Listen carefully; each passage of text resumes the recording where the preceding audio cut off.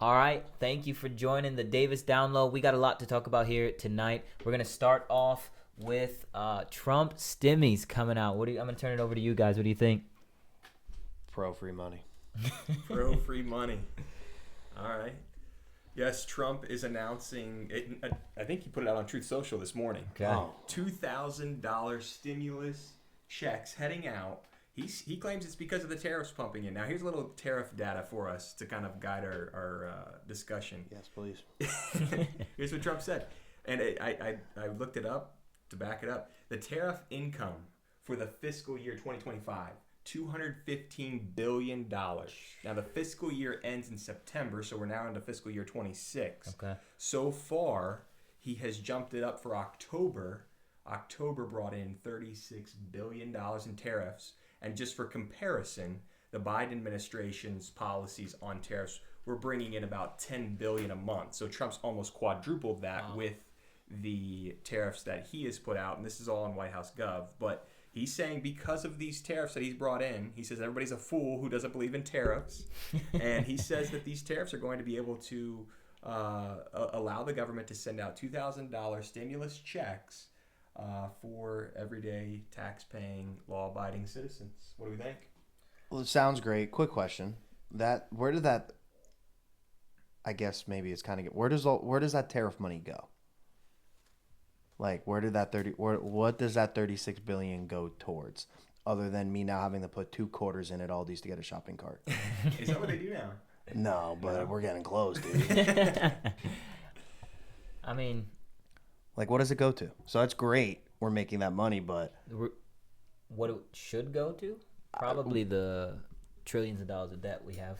But see, the debt. Who cares? He said some of it is going towards the debt. To answer your question, he said some of that is the point of all this.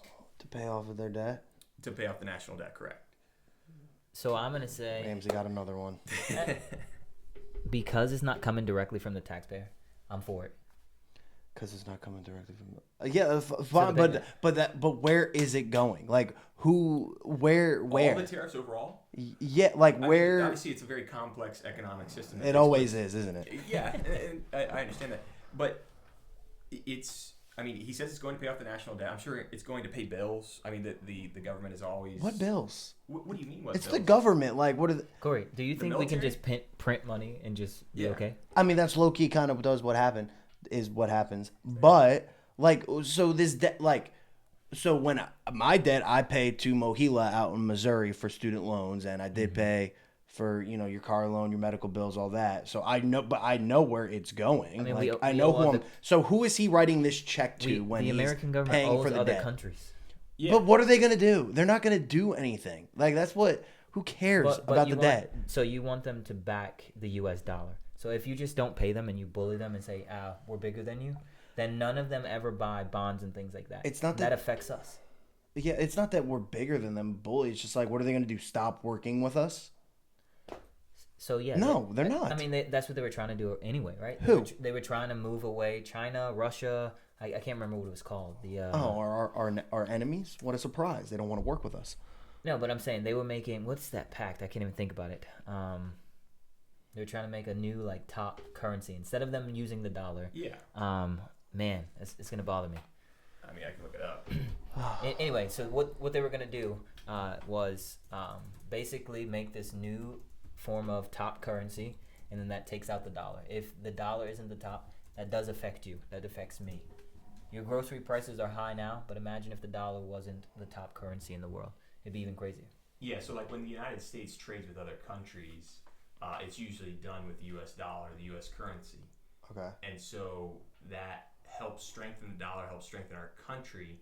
Yes. So to Eli's point, I mean, there are some ramifications if there isn't this trade going on. But overall, getting to the point here with the stimulus checks, honestly, I am vehemently opposed to this, and I usually do like what Trump does, but I think he's repeating a mistake that we saw before.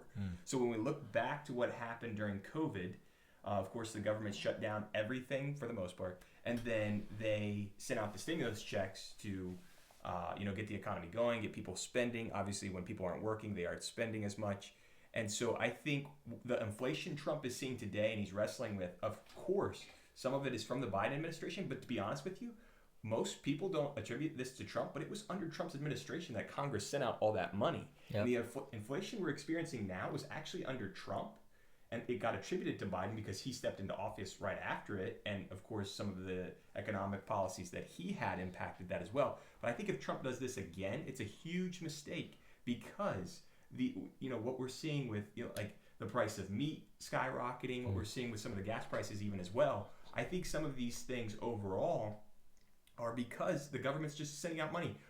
Basic economics is this: when you send out money, it has to be attributed to a value. It has to be attributed to goods or services, right? That's just the basic principles of economics. And Trump's sending this money out, printing it out, and just sending it out to the American people without attaching it to a good or service is going to deflate the value of the currency, like you're saying with trade. But isn't this it's coming for? He's taking it out of something, so it's not like with the COVID thing. I don't think it's exactly the same situation. That's because fair. That's fair. That was just printing money. Like this is essentially a surplus that the country brought in. It's like, hey, and everything. Hey, we got to use up this last little bit of budget, or we're not going to have it.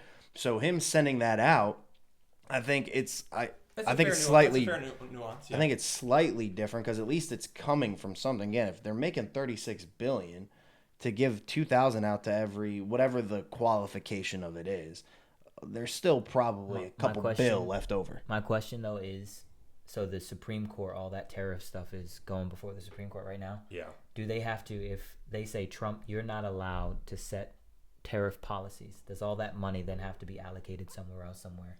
Yeah, that's a good question. We'll see how that plays out. In terms, what money? So like the Supreme Court is now seeing if his policies if he can actually do this, because they're saying only Congress can set that.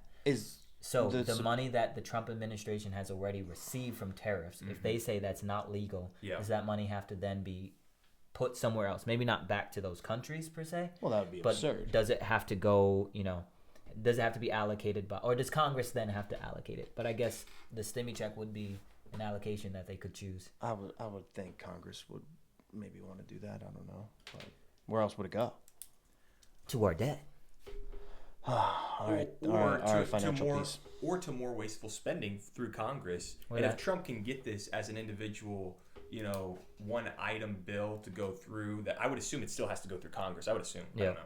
But if he can get it as a one line item bill in the sense that it's going out to the American people, I guess that's an avenue he could take. Or it would have to be, Congress would have to allocate it, and we'll see what the court decides. You know what I would like to think, though? What if we took that money, and this is where everybody's going to lose me, but what if we put that money in like Social Security or something like that, and not in the way it is set up now, but like a 401k type, like a market-based retirement plan, $2,000 over the course of someone's life. I think it's one of the more agreeable things you said recently. So I think we're all good with that.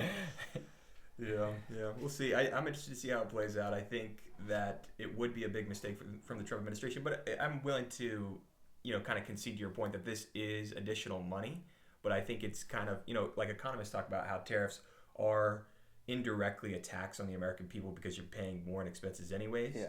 And I get that economic point of it. I think tariffs I kind of have a neutral stance on tariffs because of, I think they can kind of be used situationally in a sense, that I'm not always opposed to tariffs. I'm not always for tariffs. I know Trump is all in on tariffs. He loves them. Somebody was trying to explain to him the other day. They said, they're explaining all these reasons. He's like, yeah, I know you have all your reasons, but he said, I just love tariffs. Well, yeah, because he makes more money, of course. But the problem though with tariffs is if you like make something higher, then someone else is gonna have to pay that bill, right? Exactly. So if you say importing metals are gonna be higher, the person that makes metal roofs are gonna have to pay a higher price. So eventually it's gonna hit the market, and it's gonna. So like, what was his goal with these again? With the tariffs? Yeah, like what? He wanted better trade deals for the American people. He ran on that even all the way back in 2016 about how countries are screwing us over, basically, and these trade deals are terrible. Who would sign these trade deals? These aren't people that are for you. These are people who are against you. That message really resonated with the American people, that what's really going on in these backdoor deals with other countries. And to Trump's point, he's been able to barter better deals. You think about the European Union, he's been able to barter higher participation from European countries in their GDP and how much they're contributing to the military effort to stop countries like Russia from just rampaging through Europe. And so Trump's been a big part of his administration in both terms has just been renegotiating these terms and getting more participation out of other countries and just saying, look, the American people are not footing the bill for everything that comes down the pike for world security, for world peace. Yeah. And I think, at one point that was after World War II, that was the only option. It was like America or no one. But like to Trump's point, there comes a point where you got to be like, we can't afford to cover everybody. And like you said, the fact that he went in there and was like, you guys got to pay more, and they actually did it. That says a lot to his negotiating skills. I think that's great. And I think it's great that he's bringing these things in. And again, with tariffs, I think it's more situational of how that works. And so I'm fine with it. But I understand as well that with tariffs, people try to pigeonhole it in this sense. They try to say, well, it's just economics. Just focus on the economics. No, I don't think it's just that. I think it is national security. There's an element to national security with tariffs. I think there are other elements to it as well. It's a very complex issue, and it's not just a one-to-one trade ratio in the sense that, look, I get this, you get that, and then it's just the money involved. I think it's much more complex. Yeah, I think too, though, his whole thing before the Supreme Court, why I think he's probably going to lose, is because it does take so much power from Congress. Like the division of our powers in the federal government between the legislative and the executive branch and the judicial branch, that stuff is important. So him just going willy-nilly, I think it's a little scary. So the No Kings protest worked, is what you're saying. Whoa. Worked. They worked. I think, this is probably a bad analogy, but it's always the little things that get you. Tax evasion got Al Capone.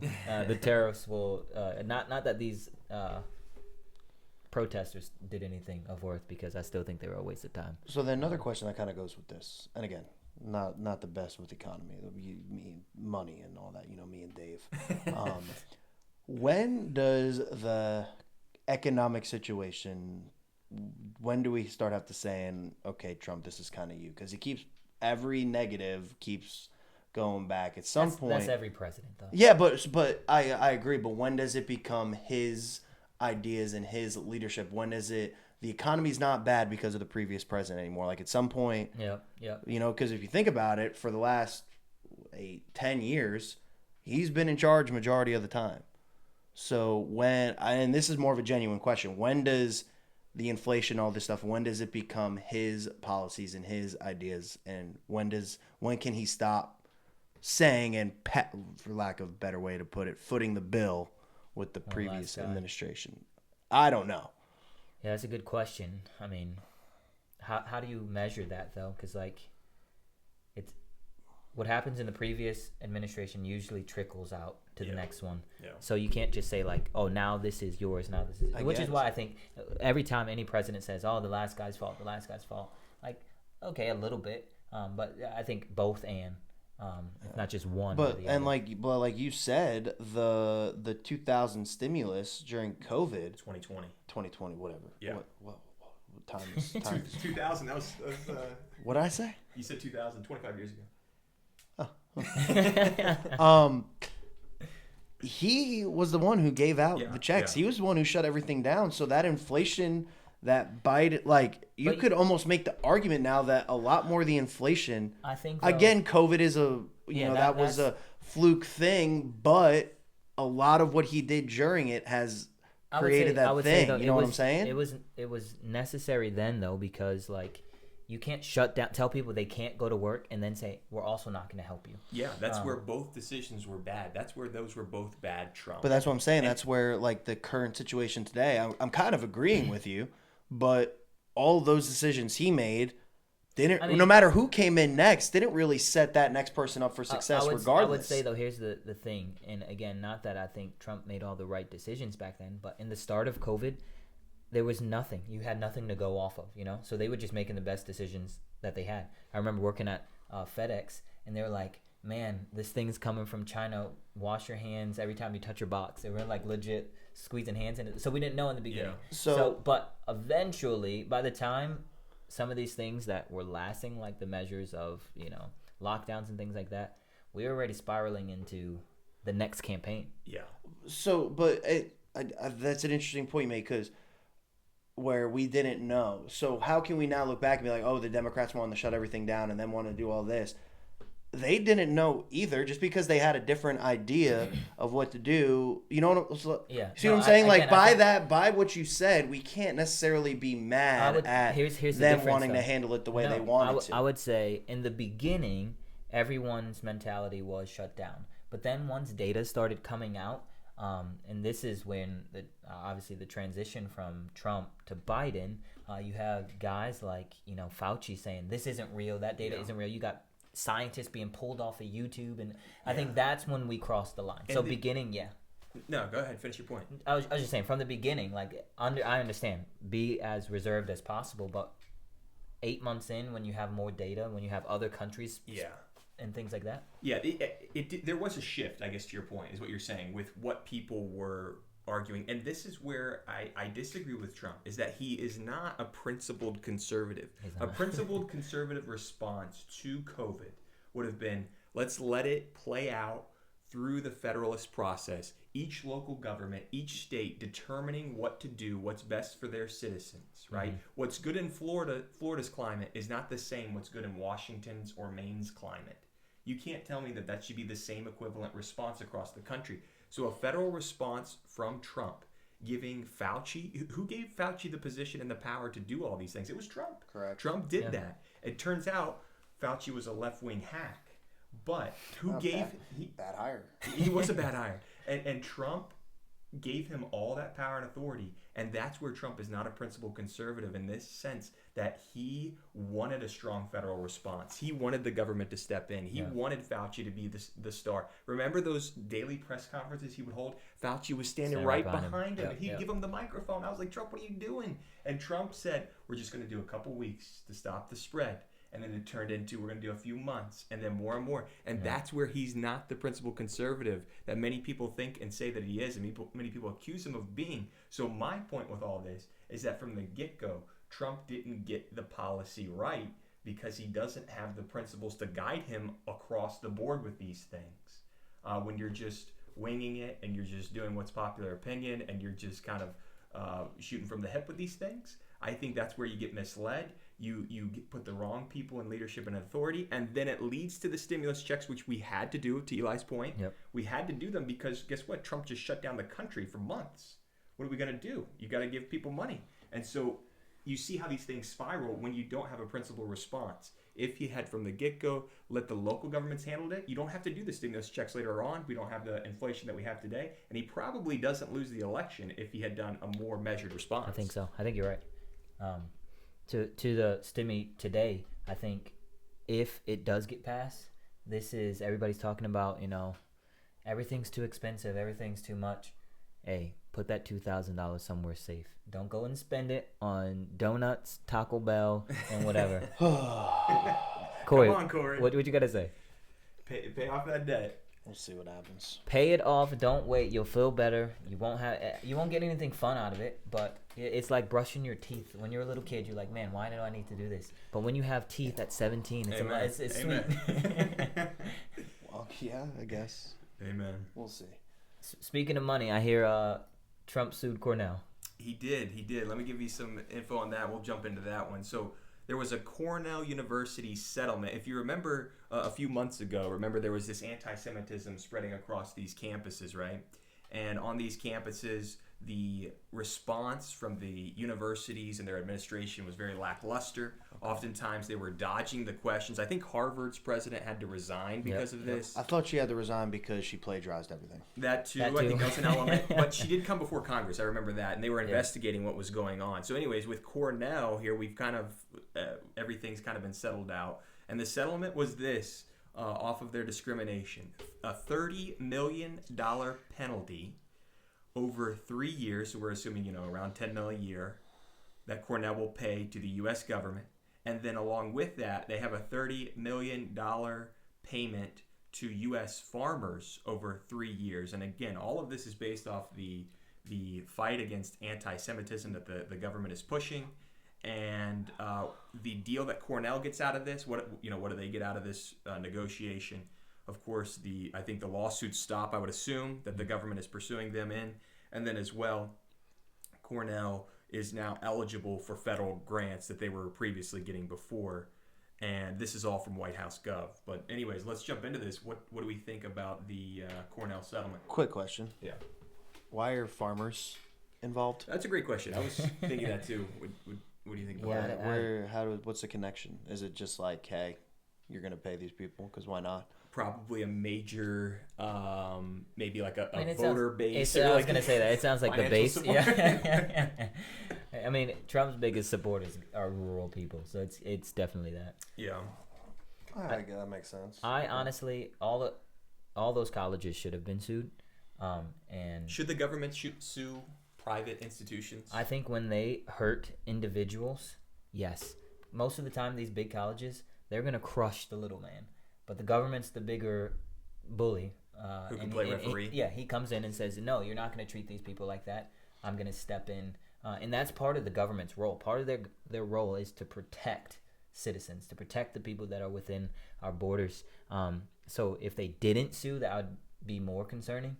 But, I mean, I think it's really interesting that they held out for so long because I'm pretty sure Harvard acquiesced a long time ago. I can't remember the other president that gave in as well. But it's shocking that they waited this long, probably to go under the radar without being noticed. Exactly. That's why Harvard's the actual Ivy League school. What was the anti-Semitism on campus? Like, what did it consist of? So it started with October 7th. When Okay. that whole thing broke out. Yes. Obviously, you had the pro-Palestinian protest on campuses, but then you even had people making up zones where Jewish students couldn't go through, or they couldn't go through a certain door. Okay. Like students were doing this stuff, not necessarily the college per se, but they were backing these things. Okay. Because that was gonna be my I wasn't really aware of like what happened, but my question would be, where's the, like, I guess if they're creating spaces where people aren't allowed, how do you delegate the difference of that and then free speech, where's the line? I mean, basically though, the Trump administration, they weren't saying you don't have free speech, but if you're gonna say things that are untrue, if you're gonna say things that are racially motivated, we're not going to fund you. Yeah. So say what you want, just don't take our money. Yeah. Okay. I'm fine with that. And again, I agree. Like, there's no way that we as American taxpayers should be funding, anti whatever. There's certain things that we should agree to and certain things that we should try to avoid as much as possible. And if my dollars are going to it shouldn't be able to I'm gonna keep it real. Here's what should happen. All right. Just in general, right? When we do our taxes and we do our TurboTax and all that, there should be amen. There should be a check. There should be a list of like all the things that taxes go to, and if you're here's an incentive to get taxes in early. If you're one of the first whatever percentage people to get it in early, you get to check a box, and pick like the 5 things or whatever your taxes get to go to. So the people who do it at the end, I mean, I'm one of the people who does it at the end. Let me play. So like if I want to go, because it's all going to go to the same place. No, let me play devil's advocate. Sure. Let's say Elon Musk, Bezos, these guys, they do their taxes the first day it opens. Bro, they're getting out of it. They're not paying any taxes anyway. They're paying more taxes than anyone. That's fake news. Corey, they're not. They get out of it. The top bracket, they pay way more taxes than you. Not to mention, you got to think the bottom bracket, they're receiving money. So in fact, they're in, because we the people no. overpay and they took more out of my paycheck. That's not what I'm talking about. The highest tax bracket is 37%, bro. You ain't paying 37%. No, we're absolutely close. not. I'm in the bottom one. Yeah, so, I get a check every year. I love taxes. So that's what I'm saying. You're not paying most of the taxes. So if these guys, Jeff Bezos and these big guys are like, hey, we're not paying for hospitals in any of these districts, those would shut down because the people like us making nothing, we're not gonna be able to. Even if I say, yeah, put all my dollars toward the local hospitals, they're not gonna be able to pay a single nurse. Question: do you think Jeff Bezos knows how much he pays in taxes each year? No. So then, who cares? He's not actually going to check. It's going to be his accountant. Well, you gotta think that these guys have morals, though. Like they have things that they do. I don't. To be honest, Do you I think they don't want to pay taxes? No, Is that what you're correct. arguing? Firstly, nobody does. Like, let's call it. Well, obviously, nobody does. Secondly, all that money is going to go to someplace anyway. So why not, right? I'm saying. So if they fill it out first, all right. So then Joe Schmo, who makes $90K, whatever. So that's what I'm saying, though. In your hypothetical, if it's first come, first served, let's say that, and they have people that do it for them. Their jobs are literally to pay their taxes. These people go in on day one and they say, hey, Jeff Bezos, Elon Musk only want these 3 things covered. If those people, the top 1%, are paying the most in taxes, it doesn't matter what you, me, and our closest 5 million friends do, because we're not bringing in any types of billions or millions of dollars. So everything that they don't want would essentially go away, and that's how you get into oligarchy. And here's where the Trump fight with Cornell fits in with this. I think to the sentiment that I think you both are arguing with is this. So Cornell's just a quick search. Cornell's endowment, $10 billion. Why are they receiving? You said B. B. Not M, B, right? $10 billion. Why are they receiving federal grant funding anyways? Why are they receiving these incentives anyways? And I understand these universities do great research. I understand many of them can do great things depending on the institution, right? A lot of these institutions are doing terrible things, and they're teaching students to hate their country, to hate Jewish people, to hate Christians, which is just bizarre to me. But why are they getting these incentives? Going back to your tax argument, why are they getting these cuts that they should be paying on this $10 billion endowment? This is all their funds together and putting in their investments and their fundraising, all this together. Why are they getting these cuts? They can afford it. They can pay it. They need to lower tuition. People want to go to college. People should go to college. It's a good thing. But they can't because these institutions have $10 billion endowments and their top administrators are living lavishly off of these high tuition rates that the federal government guarantees by backing them up. It's a mess. I think, though, too, another thing in the calculus is we got to get some people out of college. I know that sounds crazy, but there are some people that, like, you need to go work with your hands. You need to go work. But college isn't for everybody. I think that's happening more. I think that's happening. So my point is, though, to his point, they have $10 billion.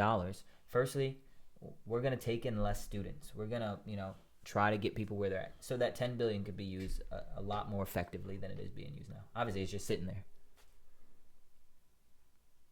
I mean, typically an endowment is money that you raise through that. So, like, whether they have 10 billion or 1,000, I don't think that should matter. What do you mean? Like, if they go out and rate, like, typically your endowment is made up of, like, your donations, your alumni base. I mean, I could be wrong, but I'm pretty sure. I mean, it's part of their fundraising and then their investment, what they do with that fundraising. So why should they get penalized for being good? Clearly, they're good at that. Why should they get? We're not saying penalize them. We're just saying don't reward them. Yeah. Why am I giving you money? Why are taxpayers paying for their grant programs, for their research programs? That makes no sense. Yeah, I guess. Well, then let us pick. What do you mean? Let us pick where our taxes go. That's what I just. Here's the thing, though. I'm all for it. If I could pick where my taxes go, I would cut out quite a few things that it would go to. But it just isn't feasible because I know I don't pay enough in taxes for it to even matter. If today they let me pick where it would go, I could keep on 3 light bulbs for a year. But it's the heavy top 1%, the top 10% earners that are really bringing in the dough. All right, so then once you hit a certain tax bracket, you don't get to. Let the little guy, let them feel like they're actually doing something. I actually think that works. Here's the thing. I think we're just overtaxed anyway. Like, if you go back to the early days of America, there's no property tax. There's no income tax. There's no, like, all these things. We are overtaxed. Yeah. And, like, we we should have been throwing tea in the harbor a long time ago. Yeah, a federal income tax is the greatest fraud I've ever heard of. Just to earn and make money, now I get taxed for the privilege to work tax? That's absurd. And it's crazy, too, because you work, you get taxed. Then you go out and buy something, get taxed again. Yeah. And then if you own anything, you get taxed again. I agree. We're being taxed way too much. Yeah. And anything you do with money, you save it, you spend it, you invest it, whatever you do, you get taxed on it. It's crazy. Yeah, but so again, I don't necessarily disagree. But now whether this happens or not, wasn't the idea behind it to pay for all of these? Again, we've kind of had this conversation to a degree, like what the goal or what the thought of taxes was. Now has it gotten like warped? Yeah. I mean, so the income tax was only supposed to be a temporary thing. For the war. Yeah, that wasn't supposed to be a long time deal. Yeah, well, I mean, And I think it was something like so minimal, like the percentage. I can't remember exactly what it was, but what we're paying is way more than what it was even supposed to be then. Yeah. I guess. Once you give the government that foothold, it's over. Yeah. Once you give them that foothold of, yes, you can tax my income federally, on a state level, on a local level, on all these levels, they're never going to give it back. Whatever Exactly. the government gets, they never give it back. 100%. So I mean, I don't know. If my taxes pay for Jimmy's lunch and whatever school, like I'm okay with that. Here's why. Shouldn't be free Here's school why I'm lunch, not. I'll tell you that. Here's why I'm not. Why not? This is why I'm not okay with it, because Jimmy's eating good and I'm starving. I'm hungry. I don't know. Here's the thing. You look at these schools, okay, they get free breakfast, they get free lunch, they get a free after-school snack if they go to these after-school programs, okay? So where is the personal accountability? There shouldn't be taxpayer-funded school, breakfast, lunch, dinner, snack. What are we doing? Why? And now they're in Pennsylvania, they're organizing where you can get that over the summer now. Like, you don't even have to be in school anymore to get that. Now you get it all the time, year-round. That's not my job to fund every child in the county area. It's not my job to fund all their food. And you go to these schools, here's the thing, I'll tell you this. I've been in these schools. You go to these schools, over 50% of it's thrown away. The kids don't even eat it. They just throw it away. It's just to be there, just to socialize, and then throw it away. And it's such a waste of taxpayer funding. It is. See, and I mean, I'm okay with the least of these. If they're completely got nothing, help feed them. But we're not just gonna everybody gets a free meal. I think that, especially if your parents could afford it. Does every school have it, or is it just certain like locations? Isn't that what it is? Isn't there different categories? I mean, again, I'm could sure be by wrong. state it's different, but here in this area, it's very widespread. I don't know if there are any restrictions on it, to be honest with you. I don't think it's restricted by income level. Yeah. I don't. Okay. I mean, But even then, I mean, I'm not mad if, like, it's not the fifth graders' fault. I'm not saying it's the fifth graders' fault. I think these kids, I want the best for them, and I want them to do well. My point is, there has to be a family responsibility that it's dad's job, it's mom's job to take care of this kid. It's not everybody in the community's job to pay for your kid from K-5 through 12th grade for their lunch every day for all of those years. It's not the job of the taxpayer to do that. We can't afford it, we can't organize it, and we can't do it efficiently. It's all wasteful spending. Mm-hmm. And so my point here is, if there was the personal responsibility, and yes, let's help take care of those who need it, but when we get into this broad-based, everybody gets a free lunch, and kids can't go to school because they're hungry and all these different things, we're just taxing ourselves to death. And that's how this country, it's not being done efficiently. All the taxes that we accrue, they're not paying off the national debt like we talked about before. We're not seeing results with it. It's just another way that Congress can spend money, and they can do it inefficiently. Yeah, it's wild what our taxes go to. And even if we could cut out, I mean, I was just looking at my check the other day, and I was like, yo, what, half the check is going away? It felt like half. It wasn't actually half. But it's just like, why do we have so much that is... I'm trying to be kind with my words. That is a waste. You know, there's a lot that could be saved if we're not paying however many millions or billions of dollars to these colleges that are breeding. Honestly, a lot of them are wasteful degrees. Yeah. Why are we subsidizing that? Like, I would rather subsidize a 2-year apprenticeship. At For a least plumber. that, yeah. And that way, that person after 2 years, they're contributing back to the pool. Whereas this, people are getting degrees in lesbian lizard dancing. Like, what are we doing? Like, you don't like. I don't. It's crazy. So I guess I don't disagree, but I also don't think okay, are there a lot of degrees that maybe we don't need, but not like. I don't think that's a large majority of the people graduating with those types of degrees. I still think most of the people going are getting your normal degree. A lot of people business, go in accounting, and they get that Associates of Arts degree, and that means what? Nothing. You just took a bunch of art class, basket weaving, maybe a couple math classes. That's a waste of time. Go learn how to be an electrician. But I don't. You really do think that's the majority? I mean, I don't know. I think college is overpriced. I'm not going to disagree with that, but I also think it kind of is starting to get a bad rap as well. And I don't think it's all evil and the worst thing. I'm not saying it's all evil, and I think some people should go to college. No, I know you're not, but I think that's a sentiment. I think though, when you have this is the problem. So many people go in and they think I'm going to be rich when I come out of here, and then you get this worthless degree that means absolutely nothing. Like, I mean, I love history, but if I get a history degree and I don't intend to teach at a school, what have I done? Like, what am I doing with myself? Yeah. There's got to be some end goal where in these colleges you're just like, no, get this degree, you're gonna get paid. Yeah. And you don't, and then that's how you get the debate of everyone arguing, I need my student loans paid off. No, you needed a better degree. Yeah. That's just it. Yeah. Yeah, and I think when you look at these universities, I don't think Cornell in particular, but you look at some of these universities, the way they were founded.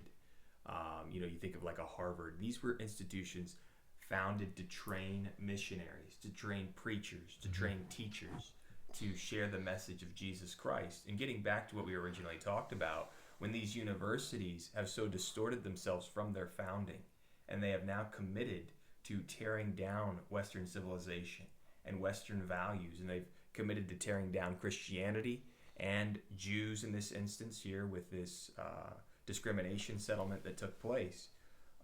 What do you expect? Yes, people are going to be down on the university. So I don't understand why they're, I don't understand your point of pushing back on that, because yes, people are going to be frustrated with the university, and rightfully so. There should be value attached to it. When I leave this place, I have something of value that makes me a serviceable employee, a serviceable contributor to society, and I can actually go accomplish something with what I did with my time here. And so yes, universities should have value and purpose and lead you to something tangible that you can accomplish with it. And more people, I think, let me say this, college is really good for a lot of people, but it's not for everybody. Yeah, I don't disagree with that. And I think there's way more out of college than just the classes and the education, right? Like you do get a lot more out of you learn how to. But why would you spend $150,000 a year? Well, to make friends? That's where we agree. Where yes, it's overpriced. I'm not going to disagree with that. We need to do something about that. I agree 110% with that. Yeah, and there's a lot of things. I'm not saying it's perfect, but I also don't think it's like the worst thing to ever happen to the world either. Like, I think there just needs to be, like, there can be middle ground. Here's why I think it becomes the worst thing. Like we've been saying here, you get a worthless degree, then you have people that think they are the smartest thing in the world because they got a paper, but their degree is worthless, right? And this is how you get a generation thinking communism and socialism are the greatest thing ever. Speaking of that, my man Mamdani won. How y'all feeling about New York and Mamdani? Kami Mamdani. I mean, Republicans are stupid. The dude with the what's that hat called, a beret? Yeah. Firstly, is he Jewish? Stupid. I don't think so. What is that on his head? It was a beret. Yeah, a beret, yeah. It was like that was like a style choice. Like that was a choice of like. I thought it was Jewish. No, well, that's a very different hat, Mike. But no, that was a style choice. Sorry, Ben Shapiro. Which just goes into more of the point. What was he? Now again, the thing is, a Republican is never gonna likely. Now, even if he did drop out, I still don't think, because again, the other option was Andrew Cuomo. You had Republicans campaigning for Andrew Cuomo. I never thought I'd see that. Yeah, here's the thing. It's He like, was never going to win either. It's like He was governor. he And could he have won. It would have been a lot closer if Siwa dropped out. It would have been a lot closer, yeah, but I still think I think Mamdani would have won. I think a toss-up, because though. even the math, if you take all of his votes, Yeah, boom. I agree. But here's the thing. Now, just let's go back a few years. Let's go back to COVID, 2020. he was awful. Cuomo. Let's walk through this though. The timeline, okay? Hindsight 2020, he was awful. But here's the thing. In 2020, he was holding his fireside chats, talking through COVID, talking about his strategy, and people were raving about this guy. They're like, he's going to beat Trump. Yeah. He's going to be the guy to take him down. Okay? He loses, he's out after that, right? He's out after that. And now he's running for New York City mayor. And he loses to a communist. Because yeah, crazy. So he was a good politician during COVID, if this makes sense. He was a good politician, but bad at actually doing the job. And so his good, plus all the other stuff that happened above with him, killing Granny and grabbing cheeks. Yes, exactly. Now, being from New York, would you say, both you guys, say that it's bigger to be the New York mayor or bigger to be the New York governor? I'll be honest. I mean, maybe because I was just young, but growing up in New York City, I had no clue who the governor was, but I knew who the mayor was. I mean, not to mention Bloomberg was the mayor most of my life. I think it depends on the person. It's always, I think the personality matters. Like Kathy Hochul. Exactly. Yeah. And again, I think the mayor was obviously a bigger deal when we were growing up because that was New York City there was just a lot going on in New York City, plus you factor in 9/11 and rebuilding and all that. New York City kind of took it. I do think it depends. But I mean, right now, mayor, because New York City has to be the only place on planet Earth where the mayor's bigger than the actually governor. matters. Yeah. I mean, again, Los Angeles. Yeah, maybe. Who's the governor of California? Newsom. Yeah. He's not the mayor of Los Angeles. No, he's not. I thought he was the mayor of Los the Angeles. mayor is, I think she's a lady, actually. Was he the mayor of California at one point? I don't think so. I don't think so. Or L.A.? I think he's, I only know the lady because she let her city burn down. Yeah. But other than that, I would have never known who she Fair. was. But I think in this election cycle, with Cuomo and Mamdani, I mean, those were really the only two choices you had. Yeah. And realistically, it was the choice between drinking piss and gasoline. And unfortunately, they chose the gasoline. That's gonna kill New York. I mean, we'll see. Here's the thing. We'll see. New York gets what they ask for, and they get who they are. Here's the conservative response to this. Okay, and I know people say, well, we can't let New York go. We can't let it. We can't let it go to a communist. This is what the New York people want. This is who New York is. New York is Sodom and Gomorrah. Let them go. Let them go, because this is what type of culture it is up there. And how do we elect a Muslim mayor in the United States of America in New York City, the first Muslim mayor in the history? It's because this is what this secularist, God-hating city wants. This is what they want. Yeah, I mean, I still got love for New York. It'll always be my home. But I think that was the dumbest choice ever. And maybe they're like, oh, it's affordability. This guy's just offering you the moon and he's going to give you nothing. That's the problem. Yeah, but I mean, you can't. So he did run a good campaign, right? And at the end of the day, politics, it's never ultimately about policy. It's always going to about be campaigning. It's always going to be about campaign. And let's call it's exactly what it was when you ran for 5th grade student council. It's the popularity contest. Mm-hmm. Who sounds better? And the guy ran a phenomenal campaign. How many campaigns break out now? I know New York City had helped, but this broke out, and this was one of the biggest stories for the last. It's a national conversation. For a while. Well, it's because New York is whether the rest of the country wants to agree with me or not, but it is the crown jewel. I agree, but this still broke out to a pretty significant degree. Because even with it being New York City, because it's unheard of that a full-on communist would be so popular. Well, there was one in Minneapolis. Minneapolis had a race. Did he lose? I don't know exactly, but it's because it's Minneapolis. No, I think he won.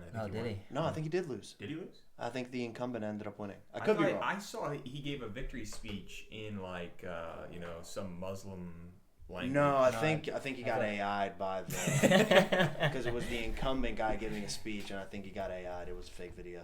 I think I could be wrong. But I mean, he ran a great campaign, and firstly, it's well known that Republicans do not show up. Victory speech. I thought this was fake. That guy is the. There's no way this is the. Yeah, maybe. I don't know. Newly elected. I mean, am I crazy for saying that guy's not? Newly elected Minneapolis Democrat Mayor Jacob Fry is facing backlash from conservatives for giving a victory speech in Somali and saying that Minneapolis welcomes Somalians. This is Fox News. I thought that was an AI video. No, I saw this earlier. I thought it was AI, but again, Anyways, maybe the AI got AI'd. But partially, again, Republicans, it's well known that they never show up they don't show up for they don't show up for these smaller elections. New York had one of the best turnouts in the country. You look across the country what the turnouts were for this past election on Tuesday, and across the country you're looking around 30%, which is terrible off your election though. But New York, this was one of the most, if not the most popular mayoral contest in the city's history. Because regardless of what you said, this guy got a reaction out of people and got people out. He got however many 9 million or whatever people excited to go vote for him. Now, whether you agree or disagree with his points, if you're excited about something that's not going to happen, like he's not going to do rent control. He's not going to make the buses free. So then he doesn't get reelected, and that's fine, and we move on. Like that's what this thing is supposed to be. Yeah, and that's my point is that that's the conservative take on it. This is the federalism playing out, right? This is federalism playing out, and we get to see. Let's try the experiment. America is not only 50 states, it's 50 experiments, and then you go county by county, city by city. It is innumerable experiments on if government works this way or not.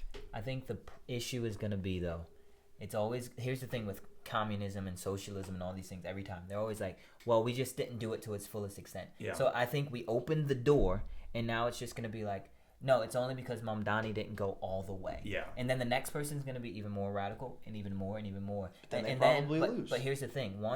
So the mayor doesn't really change tax law in New York because the legislature does that. But the door is open. All we have to do now is elect a radical. So we couldn't do it with the mayorship. So now we have to bring it up to the next level and the next level. But then once you have socialism in the legislature, once you have it in the governor's mansion, all bets are off. Fine, but you also have to have someone who, with those extreme, policies, also has to be a good candidate as well. You have to have both, I think. I think he was a dynamic candidate personality. Yeah, that's what I mean. I think you need both. But he, again, New York gets what they ask for. Yeah. This is what the people in New York wanted. That's fine. Go for it. It's going to be a failed experiment. And again, the conservative response is fine. You get it, have it, take it over. It's going to fail. It's going to fall apart. And with this as well, you think about across the country what's going on. You hear like Ben Shapiro's argument with this, right? What's going to happen? These inflation numbers are real. Back to what we were talking about earlier, right? They're affecting people, especially in the big cities, New York, LA, Chicago. 100%. It's affecting people seriously. So they are turning to radical means. Mm-hmm. And if Trump doesn't turn this country around economically quickly, the radicals will win. That's Ben Shapiro's argument. But that's my point, though. We opened the door in New York City. That AOC could take over the White House next election. And I think you look at how big of a swath Mamdani won. Yeah. That could be replicated everywhere. People want free things. People want to not have to worry about expenses. To your point, if it's a stimulus check. But if it doesn't work out, then it'll be fine. No, because again, if you listen to any socialist, they're like, well, what about when it was tried here? What about when it was tried here? Oh, that wasn't perfect socialism. That wasn't perfect communism. So they're always trying to be the argument. So that's what I'm saying, though. They're never going to stop. But that's also the argument for conservatives and Republicans. If you ever get a bad... We have a great example. Florida. Everybody's moving to Florida. Florida's thriving. It's doing great. Run by Governor Ron DeSantis. He's doing a great job. Yeah. And it is doing tremendous. People are leaving New York City. I actually read an article the other day. businesses threatening. If Mamdani won, they said, we're leaving, we're out, we're done, because he's already said this percentage, people making this much, and this percentage will get this much taken off more in taxes. That's what he's promising. And people are like, we're done, we're out. These places, they're falling apart. You know, back to what Mayor Eric Adams was saying, right? Yeah. I think a big impact of the results we see with Mamdani, with the mayorship victory, Eric Adams was clanging this bell a long time ago that immigration has ruined New York City. Yeah. And he said they've taken over. They were putting them in hotels. He didn't have any place to put these people. Yeah. And all of that has led to this tornado effect, to where a communist is, for the first time in New York City's history, a self-proclaimed communist wins the mayoralship. And to think, just a few decades ago, we were fighting communism around the world, in Vietnam, in Korea, and my grandfather fighting against communism. And today, here in America, we now have a communist mayor. It's unbelievable. I think it goes back to these worthless degrees. You have these people going to colleges and they're falling into the trap of, hey, socialism's great, communism's great, and then now look, you have a bunch of uneducated, degreed people thinking they don't know the the history. greatest thing. Yeah, they're like, this is amazing, this is great, when they don't realize that it was tried all over the world. Yeah, think how many lives were lost fighting against the spread of communism. Think how much money was spent to fight against communism. And now we just voted it in. What is wrong with New York City? It's a great indictment on the city. There's this story that Stalin, I can't remember where I read it, but Stalin has this chicken in his hand, and he rips off all the feathers, and he puts it down, and they're asking him why the people don't like throw him out. He picks up some grain in his hand and puts it down to the chicken, and the chicken comes back. And that's the American people. Like, communism is going to rip you apart, but they're going to give you a little breadcrumbs. They're going to say, hey, the apartments are rent controlled or whatever, and that's not worth it. Give me, like the old saying, give me liberty or give me death. I don't want you to rip off my feathers and tell me that I look amazing when you hand me bread. No, stay away from me. Stay out of my pocket. So read Orville. Yeah. So Orwell, right? I thought the W was V because of the foreign accent. I just think of Orville Redenbacher when you say Orwell. Okay. But you're probably right. Fine, you want to be mad at the people, you want to be mad at college, but why can't Republicans do better in New York City? I mean, New York City is a blue in and out, through and through. So why not do some work? The only thing, who was the last Republican? Rudy Giuliani, right? So why not? He was the mayor of New York. He was the boss. The people loved him. It's going to take, you know what it took for Giuliani to get there? New York was a crapshoot. Like, obviously, you and I were all too young for this, but before, like, it was, everything was going on. You had, like, open prostitution in the middle of the streets. And he comes in with his broken windows policies, and things start to change. People start to take the train. And, I remember growing up, taking the train, and I'd fall asleep on the train, not concerned about anything. Now you got people throwing gasoline on people, stabbing them in the middle of the train. Like, it was never that crazy, or maybe I just wasn't observant, but it was not that crazy. I think maybe also part of this is just like when you have that many people in because everyone thinks of New York City, and like the actual geography of New York City, like, it's not that big, right? Yeah. So you've got all of these people on top of each other. So I think it's natural in a sense and reasonable to think that every once in a while, sometimes these people are going to get out of hand and things are going to go a little haywire, and then you come in and clean it up and then it goes back. Like, I don't think you're ever going to keep a city that big, and especially it's so, because it's so tight. Like, unless you're in New York City, you don't you just think and because you hear traffic, like, going from borough to borough shouldn't take more than like an hour and a half in terms of distance, right? Yeah. But it takes you 2 hours to get from 3 blocks in a borough, right? And so I think, well, let's say with that, there's going to be these times where it kind of gets out of control, and because that's just people. The thing is, though, if you know that is the human nature, then you have to be more vigilant. If we let people just go crazy, this is, again, why I point back to Giuliani and his broken windows policy. If we let it get out of hand at the broken window level, then it is going to be people being doused with gasoline and lit on fire on the train. You stop the person jumping the turnstile, you stop a lot of I agree. The stuff after that. So yes, it is compact, but that's even more of a reason why you need someone headstrong to be the mayor of New York City, because they have to be willing to do the work and not just say, I'm going to give you free things. Mamdani He may be a nice guy to talk to, but he was the wrong person to elect as mayor of New York City. And that's fine. And here's what I think. Maybe here's what I'm trying to say. Maybe Republicans have better policy, but they're always worse politicians and they're worse at playing the game. I would And agree we with need that. to get better at playing the game. Republicans because don't have dynamic why candidates. is every single big city blue? So we just say, oh well, that's just that. Well, no. How about we actually do some work? How about we actually get in the game and try to? And it's going to take some time. It's going to take some effort, of course. But why don't we go and we do the work? Yeah, Find dynamic campaigns. Get on these college campuses.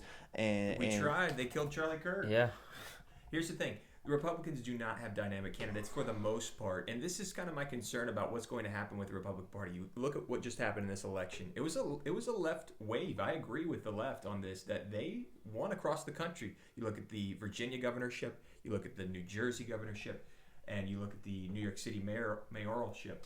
All of these were big victories. You look across the country, Democrats did well. Even in local elections, where we're at here locally, they did very well, and a strong red community. And so you look at all of this. What's going on? Is it? And this is the question that Republicans have to do a little introspection on, and have to look in the mirror and say, what's going on here? Is the MAGA movement and the Trump effect just a person? Yes. Just a dynamic person? 100%. Or is it going to be an actual movement that carries on past Trump, into JD, into Governor Ron DeSantis? What happens to the Republican Party, the GOP, after this? Was Trump just a blip in the radar, or was this an actual movement taking place in the country? That's going. Trump is a blip on the radar because JD Vance might be great, but in terms of like charisma, he ain't it. That dude's a dud.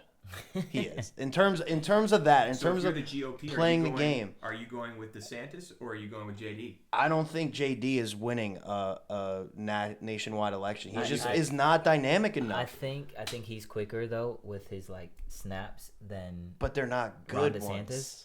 I mean, sometimes the quicker one is better than none at all. So I think Ron DeSantis. I thought he should have been president this time around. To be honest with you, he had my vote. But I think JD does have quicker snapbacks, which is going to push him up. I also think both of them are just like I think both of them lose to Gavin Newsom, just because Gavin Newsom's is a better player of the game. Yeah. Again, I'm just talking straight, and that because that's ultimately what it is. Because the average person going to vote is going to look at the economy, right? And what have we been talking about? Well, it's been bad. Guess what? All right, well, who's been in charge? Republican, so I'm just going to vote the other way. Like, that's what happens. Yeah, and that's kind of what happened with Mamdani, right? That's my point with this election. These people can't afford anything. Inflation, blah, blah, blah, blah, blah. Trump said he was going to fix it. It's not quite yet, so we're going the other direction. That's just what happens. Yeah, I think we might see that swing. I think this should be very alarming for the GOP. Yeah. I think this is very concerning what took place for a communist to win.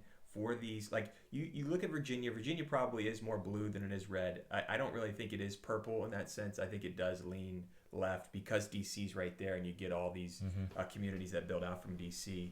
You look at New Jersey. New Jersey isn't a Republican stronghold, anyways. But I thought the performance would be better and closer. And then when you're looking at these local elections across the country, it was not a good performance. What's going on with the GOP here? Yeah. And I'm concerned that, to Corey's point, that it probably is just a Trump effect in this sense. That, of course, Trump motivates the left to get out, right? He does that. He's a lightning rod in that regard. But also, does all of this wash away the second that he's done and he leaves office? I mean, I think there is a point to that, right? If he's gone, then who's the boogeyman, right? Yeah. There is none at that point. So I think in a way, JD's even set up even worse than Ron because he is the heir apparent right now. So they see Trump, JD's right there. Yeah.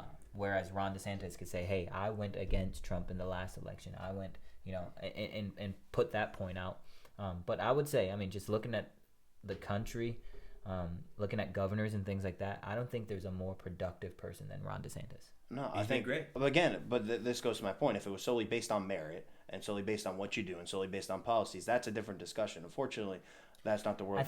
That's not the world. That's not the world we live in. I think though, in this last election cycle, the reason Ron didn't rise up more was because Trump enters a room and it's Trump. Everyone wants the news, news story there. But if he's out of the room and it's Ron DeSantis against a JD Vance, I think there's less of the room that's going to be sucked out. Now, does Trump still have sway when he's done? I don't know. Now, I don't know. We'll see. But I think, what was I going to say? I mean, I think either of them are fine candidates, right? If the Democrats put together a solid candidate, which, I mean, whatever you think about Gavin, whether he's the mayor or the governor, who knows what's going on in California, he plays the game better. Go ahead. I think, though, what's going to happen, the top of the heap is going to be AOC. I think They'll she is biting at that will be the ticket. That will be the ticket. She is it will biting be Gavin at the, Newsom and AOC. But I think if AOC is the top of the ticket, though, she'll be the VP. She'll lose it. She will be the VP. You think?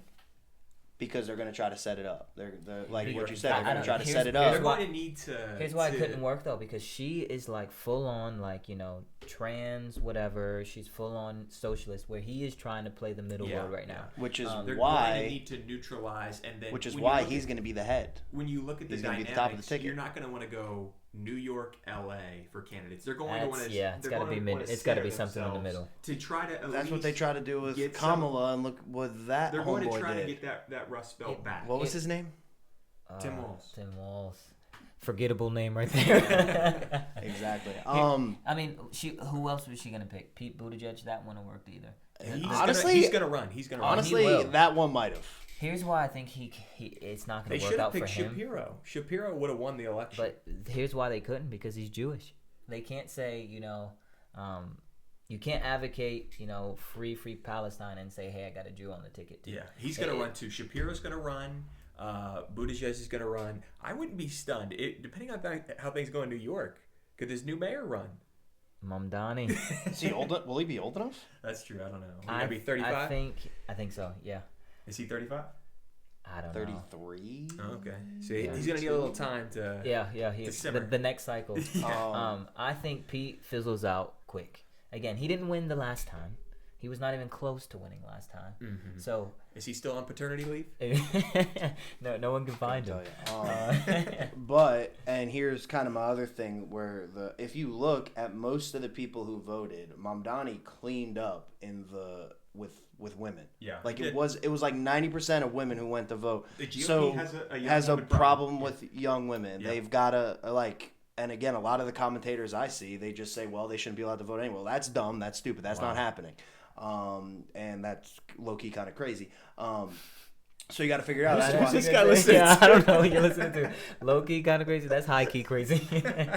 Whatever. You knew what I meant. But so they've got to figure that out. They've got to figure that out. They do. It's funny. Because they're not going to win. The Democrats, they have a problem with young men, right? A big problem with young men. They've told young men that they are evil, that they are racist, toxic, sexist, and that they're the problem in our culture. And then you have the Republican Party has a young woman problem, and we talked about earlier, where most of the people getting college degrees are young women. Yeah, and so most of the people now. Yes, definitely. And so who's going through these universities and getting a lot of this leftist ideology? It's the young women. Yeah, I think, again, the biggest problem is the family, the core, because 2 generations ago, young people, they left high school, started work, and they got married. It tends to help narrow out some of the extremes on either side. It helps to temper men, it helps to temper women, and then you get this middle ground. Whereas now, people are staying single longer. They're doing, whatever. What's that? Dual income, no kids. Dinks. Yeah. They think life is all about them and their puppy. Get married, be happy, have some kids, build a family, and have some wealth. Don't just meander around, and that's the problem. I think until that is fixed, politics is. I'm not saying. But though, if you just, if you have no desire to be married and all you want to do is just have fun and hang out all the time, and that's a problem. I don't. That's a different conversation. But here's the issue. Next pod. Because fine, I'm okay with that.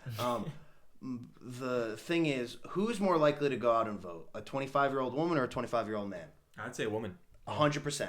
And so that is why the Republicans have a problem. The Women- onus is on them more to figure it out. I agree. Women are way more responsible than men. Can Oh, we yeah. just agree? I agree 100%. 100%. That's what I'm saying. It's a problem. If you win the women vote, you're 99% of the way there. So when you look at demographics, what are the parties going to do? Okay, since Obama, the Democrat philosophy on demographics has been a conglomeration of minorities.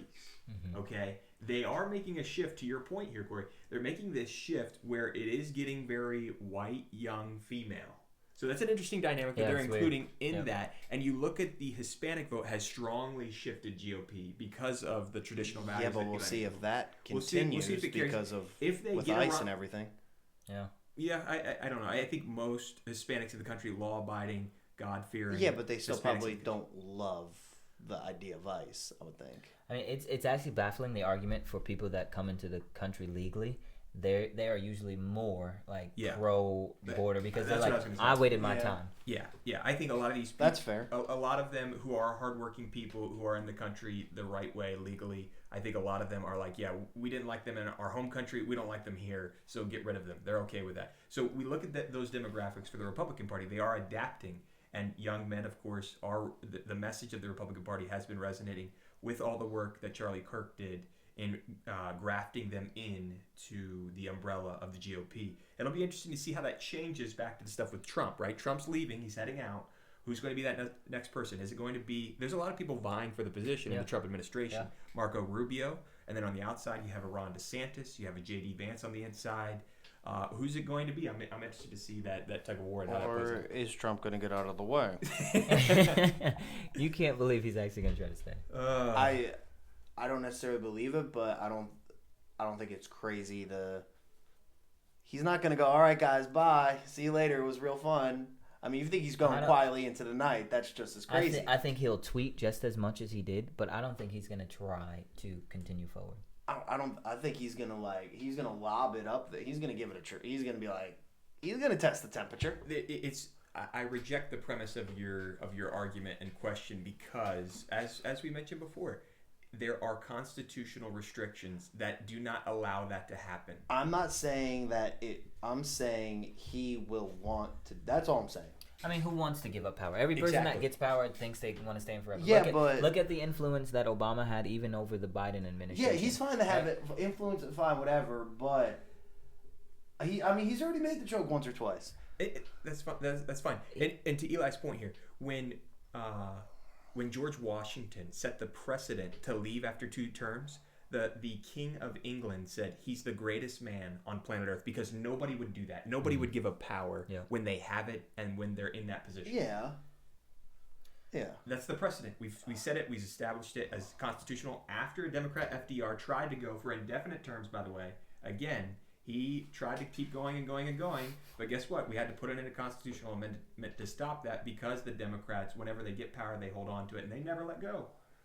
Not Republicans. Well, I mean, Trump didn't go quietly into the night in 2020. We'll find out. I mean, we do have evidence of him not being. I think though, like, congrats, you ran a good campaign either. That's all I'm saying. Wait, but I think on that one though, it's completely different because a lot of it, some of it was, there was media bias and things like that. So in a sense, he was like, here's the thing. This is what I'm saying. He felt more like I was robbed of what should have been mine. Who cares? You didn't win. So here's the thing. I'm saying here's the difference. The Sacramento Kings can feel that way in 2002 with the Lakers. Let me finish what I'm saying. Let me finish what I'm saying. He said I felt robbed. All right.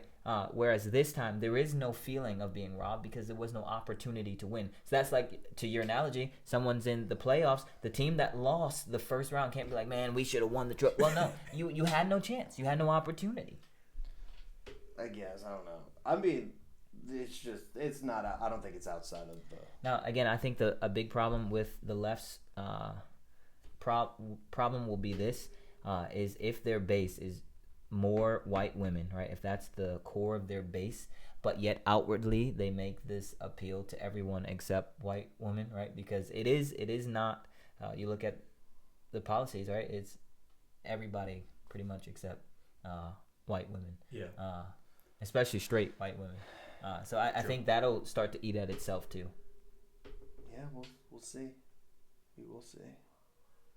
Well, that is all we have for the Davis Download. Thank you for tuning in.